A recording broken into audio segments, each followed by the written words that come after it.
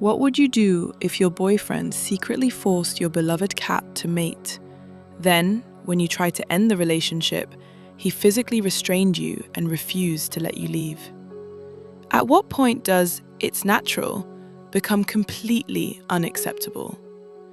Today's story is disturbing, emotional, and full of shocking red flags. Welcome to Confession Soul. Hello everyone, and welcome back to Confession Soul, the channel where we share the internet's most shocking Reddit stories, unbelievable confessions, relationship drama, and real-life experiences. Today's story is especially disturbing because it isn't just about a disagreement over a pet. It's about trust, boundaries, respect, and the moment someone reveals who they really are. Let's get into today's story. I'm a 24-year-old woman, and my boyfriend, who I'll call Jake, is 26. We've been together for about a year and a half.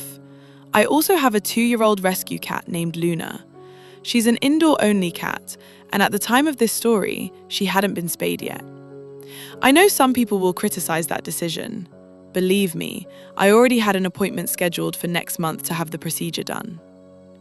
A few days before everything happened, Luna went into heat.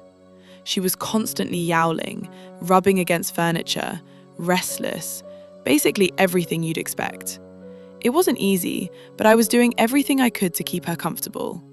Extra playtime, a pheromone diffuser, lots of attention until her surgery date arrived. Jake, however, had very different opinions. He's always believed animals should be allowed to behave naturally. He grew up around outdoor cats and thought getting them spayed was unnecessary and unnatural. We'd argued about it before, but I made it very clear. Luna was getting spayed. That decision wasn't up for debate. Then, last weekend, Jake showed up at my apartment carrying a male cat. The cat belonged to one of his co-workers. He wasn't neutered. Jake proudly explained that he'd borrowed him so Luna could get it out of her system naturally. He actually believed this would somehow be better than waiting for the veterinarian. I immediately said no. Absolutely not. I didn't want kittens. I didn't want Luna getting injured. I didn't want either animal exposed to unnecessary risks or diseases. Both cats already looked stressed enough. But Jake got angry. He accused me of being controlling. He insisted I was overreacting. A few minutes later, I stepped into the bathroom. I wasn't gone for long. When I came back, I froze. Jake had opened the door and let the male cat into the room with Luna. By the time I reached them, they were already locked together. Luna was making sounds I'd never heard before. It didn't sound like normal heat behavior. She sounded frightened. She sounded distressed. I panicked. I grabbed a blanket and waited until they naturally separated before carefully getting the male cat away. While doing that, the male cat scratched my arm badly. I was shaken, bleeding, terrified for Luna. And Jake? He simply shrugged, then smiled and said, "See? Nature." That was the moment I completely lost my patience. I told him to take the cat, get out of my apartment, and leave immediately. Instead of apologizing, he became even more defensive. He started yelling. He insisted animals didn't need consent the way people do. Then the argument became personal. He called me controlling, cold, frigid. He criticized our relationship instead of taking responsibility for what he'd done. I'd had enough. I told him the relationship was over. I wanted him out of my home. But he refused to leave. Instead, he stepped in front of the door, blocked my way, grabbed my arm so hard it later left bruises. Then he shoved me against the wall. Before I could react, he forcefully kissed me. I kept telling him to stop. I tried pulling away. He ignored me. The whole thing lasted only about 20 seconds, but it felt much longer. Finally, I managed to shove him away. I threatened to call the police. Only then did he finally leave. As he walked out the door, he called me names, then said I was ruining a perfectly natural thing. The second he was gone, I locked every door, checked on Luna.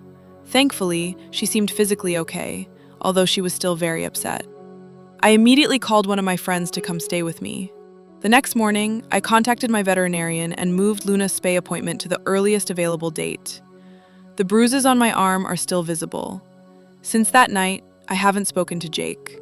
He's been texting me constantly, sometimes apologizing, other times insisting I'm making a huge deal out of nothing. And that's why I'm here asking, am I the one who's wrong? Part of me keeps questioning everything. I've seen people online argue that outdoor cats should simply do what cats do. I also know waiting this long to have Luna spayed wasn't ideal. I accept responsibility for that. But forcing my cat to mate after I explicitly said no, then grabbing me, blocking the door, and forcing physical contact when I tried to end the relationship feels like a line that should never be crossed. I keep replaying everything in my head, wondering if I could have handled the situation differently, or if ending the relationship immediately was the right decision. Did I overreact? Or was what happened really as serious as it felt? That's the end of today's story. What do you think? Was she justified in ending the relationship immediately, or do you think she overreacted? Share your thoughts in the comments below. If you enjoyed today's story, don't forget to like, subscribe, and turn on notifications so you never miss another unbelievable story here on Confession Soul. And if you have a shocking, emotional, or unforgettable story from your own life, feel free to send it to us. Your story could be featured in one of our future videos. Thank you so much for watching. We'll see you again very soon with another incredible story. Until next time, take care, and thanks for being part of Confession Soul.